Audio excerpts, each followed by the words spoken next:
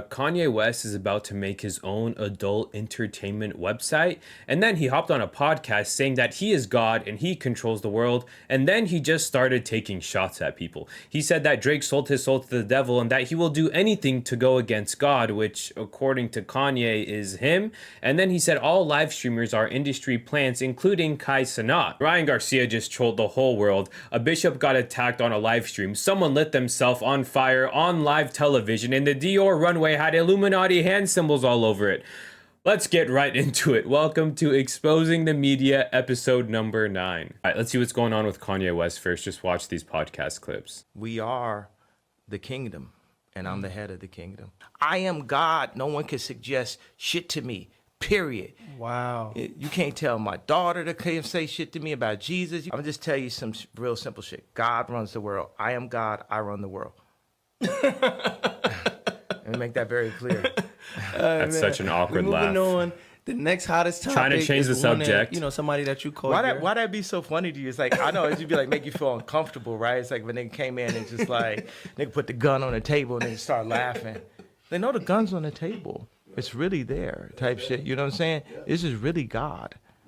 This is really the whatever many times, I don't have the information how many times I've been here, but it's really that. Like, all right. This man just tried to change the subject after he heard that. You could tell how uncomfortable he was. I mean, I would be too. It's like, dude, what's wrong with you? I mean, this is someone who was just holding Sunday services a couple of years ago, and now he's saying that he is God and don't talk to me about Jesus. I control the world. This man is lost. This is one of the things that makes me extremely sad, just watching Kanye West do this and lead so many souls astray after he did all of that talking about Jesus, this is Jesus King album, and then he does this, drops the new album, most popular man in the world right now, and you talk like that?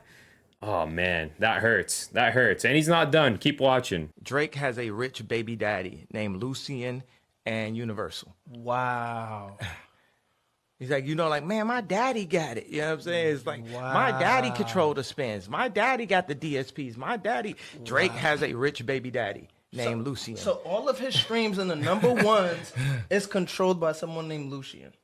Well, Lucian worked for people who control the banks in Africa on the wrong side of the future.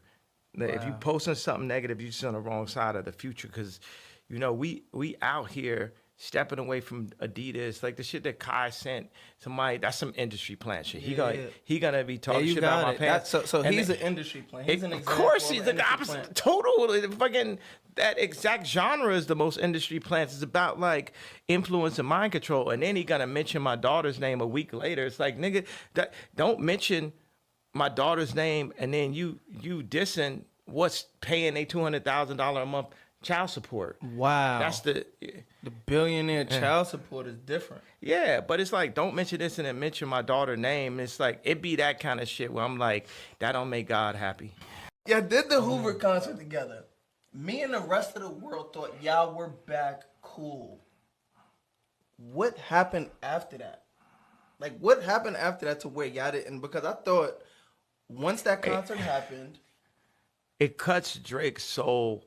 It's like he signed his soul to the devil to not be cool with me, to have to like, this is his job to go against God. Wow.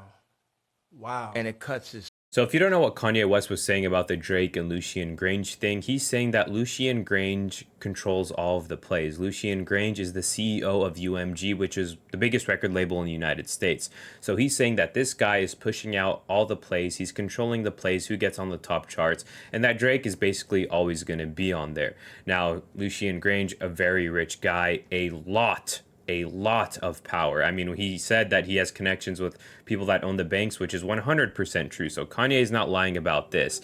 But what he said about Kai Cenat is a little iffy to me. Is he an industry plant? I don't know. But a lot of live streamers are. But the reason why he's saying this is what I don't agree with. Because Kanye sent Kai a bunch of clothes on his live stream to try on, and they didn't fit him. And he kind of made fun of it a little bit. And Kanye was outraged about this, messaged him. Now he's saying this. But live streamers in general, yes, there are some that are industry plants because these are the Gen Z leaders, and a lot of them are pushing weird agendas and getting paid millions upon millions to do it. I mean, young people look up to these guys like massively. I will tell you one thing. I will be praying for Kanye West so hard because all of the power and all of the fan base he has right now, combined with just all the stuff he's spewing out, is leading so many people astray. And it just sucks to see. But next, we're going to talk about Ryan Garcia. And I think this goes hand in hand because for the longest time, people thought that this was the athlete version of Kanye with all the crazy stuff he was saying the last 2 months. And then we just learned it was all just one big troll. If you have no idea what I'm saying, I will summarize this all in 1 minute. Just watch this reel. Ryan Garcia ain't crazy. This man is actually a genius. Everything he did was extremely calculated. Let me explain. Come on, God, you really thought I was crazy? For example, everyone thought the tipping point was him chugging a beer during the weigh-ins, and he missed weight by a couple pounds. But this was all part of his plan. Listen to what he said to Jake Paul. Oh, shit.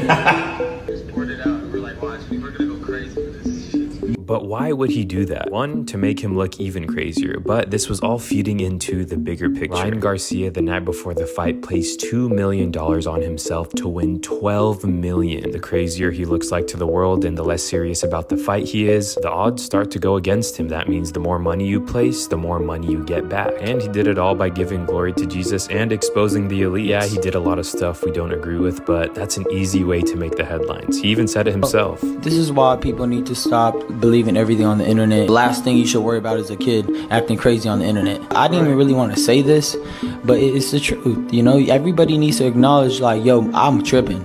Y'all was tripping, not me. You guys were tripping.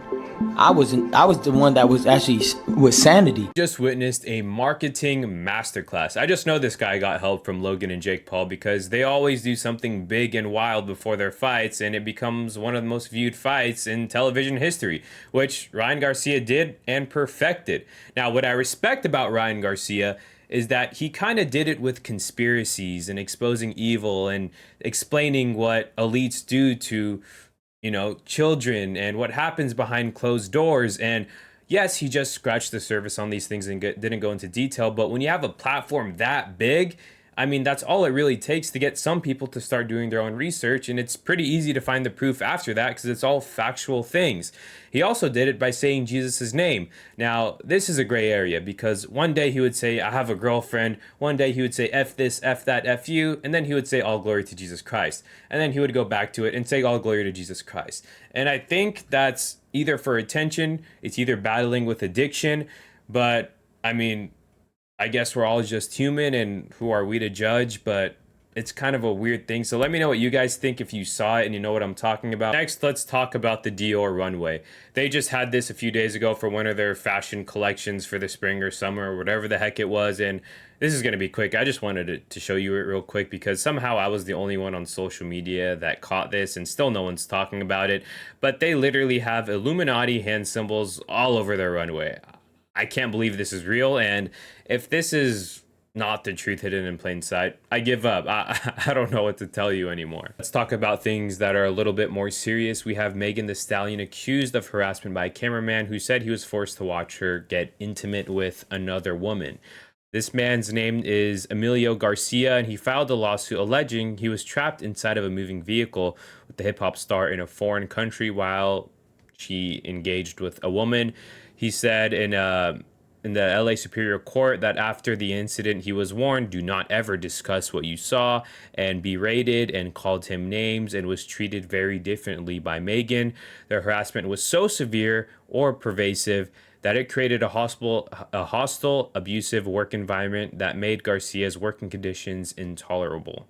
This is very new. This is a developing story, so I don't want to talk about it too much. I want to get more details, and I want to read the court documents first, but all I got to say is free Tory Lanez. Next, I want to talk about Bishop Marari Emanuel, and this is really sad, and I'm sure a lot of you heard about it by now, but this is a bishop who lives in Australia, and he was giving a sermon during church, and a man went up to go attack him with a knife, but the knife never opened. So this man, his life was saved. He was getting attacked with the butt of the knife. Now, he sustained some serious injuries, but he said he's recovered and he is well.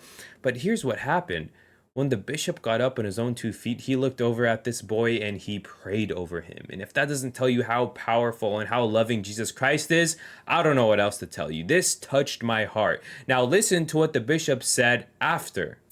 The Lord Jesus never taught us to fight. The Lord Jesus never taught us to retaliate. The Lord Jesus never said to us an eye for an eye and a tooth for a tooth. The Lord Jesus said, never return evil with evil, but return evil with good. For this is our master, our teacher, our leader, and our good shepherd who leads us to green pastures and still waters. Whatever has happened to me personally, I thank the Lord Jesus. It's a huge blessing for me. I forgive whoever has done this act. And I say to him, you're my son. I love you. And I will always pray for you. And whoever sent you to do this, I forgive them as well. In Jesus' mighty name. I have nothing in my heart but love for everyone. Whether that person is a Christian or not, it's totally beside the point. The Lord Jesus always taught us to love one another. Love God and love your neighbor like yourself. Whoever that neighbor is, we need to love them and respect them as we love and respect ourselves. So I have forgiven them. I'm praying for them. And for this young man, I say to you, you're my son, and you'll always be in my praise. May the Lord Jesus forgive you. May the Lord Jesus bless you and show you the way, my dear son. And once again, to our beloved faithfuls, we need to reflect Christ in our life. The Lord Jesus never said, go out and fight in the street. Never said to retaliate. Absolutely love that guy. I recommend you guys all listen to some of his sermons or some clips on TikTok or YouTube about just what he says about Christianity in general, because he's unreal. The way he talks is just so powerful, and it makes sense. It literally just makes sense. Next, let's talk about what happened outside Donald Trump's trial. Matthew Azzarello lit himself on fire. Watch this 1-minute reel. The man who lit himself on fire has been identified as Maxwell Azzarello. This took place in New York outside of Donald Trump's trial. The man was equipped with posters and a backpack. He grabbed several pamphlets from his bag and threw them all over the place before he poured the flammable liquid on himself. They were titled The True History of the World, which is also posted on his Instagram. And then he proceeded to light himself on fire, and please do not look up this footage. He's published an online manifesto full of conspiracies that explains why he did such an extreme act. His last post was him singing how he's gonna start a revolution, and the day he did this, he also posted this on his Instagram story saying, I love you. This man was a big conspiracy theorist. He had a conspiracy that Donald Trump and Biden were working together, and he was going after the banking systems as well. You can go read his stuff if you want to. I read a little bit of it. It's whatever. I don't get too deep into politics. I just don't care enough, to be honest with you. But next, we're going to talk about this TikToker who passed away, and she talked about stuff that I talk about. Kyle Marissa Roth. She was a 36-year-old TikToker, and she would talk about blind items, celebrity gossip, conspiracies, exposing evil. I remember I saw her a couple of times when she was talking about the P. Diddy stuff, because, you know, I was also doing it, and the algorithm would connect on the stuff you're watching on TikTok. So she was also very controversial, and she had a lot of energy. And her family never gave a reason why she passed away. They said they have no idea.